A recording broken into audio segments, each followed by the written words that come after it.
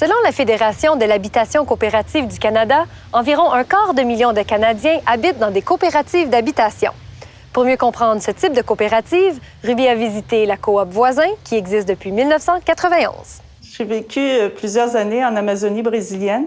Je vivais parmi les gens et il n'y avait pas de voiture ou de route. On voyageait en bateau et on se promenait par la communauté. Le fait de vivre dans une coopérative, ça pouvait être un parallèle à ce que j'avais vécu comme expérience en Amazonie brésilienne.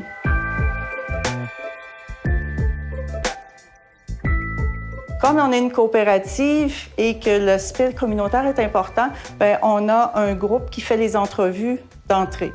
On a des critères de priorité. Et nos critères de priorité ont toujours été la diversité des gens et les besoins urgents. Par exemple, parmi ces critères, on va retrouver des familles réfugiées. Ça peut être des personnes avec des problèmes de santé mentale. Ça peut être des jeunes filles en bas de 14 ans avec jeunes enfants.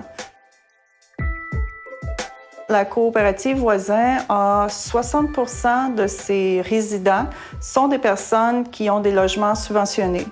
Et les autres sont des personnes comme moi qui sont des travailleurs et qui vont payer le prix du marché.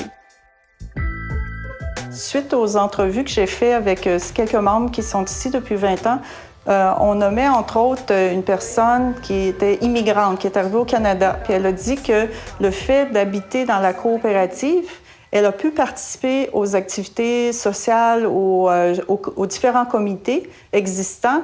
Et à travers son bénévolat, elle a acquis une expérience. Elle a appris la langue, s'incorporer à notre société canadienne, mais aussi, elle a dit qu'à partir de ce qu'elle faisait, son bénévolat, ça lui a permis d'avoir une lettre de référence et elle a trouvé un emploi par la suite.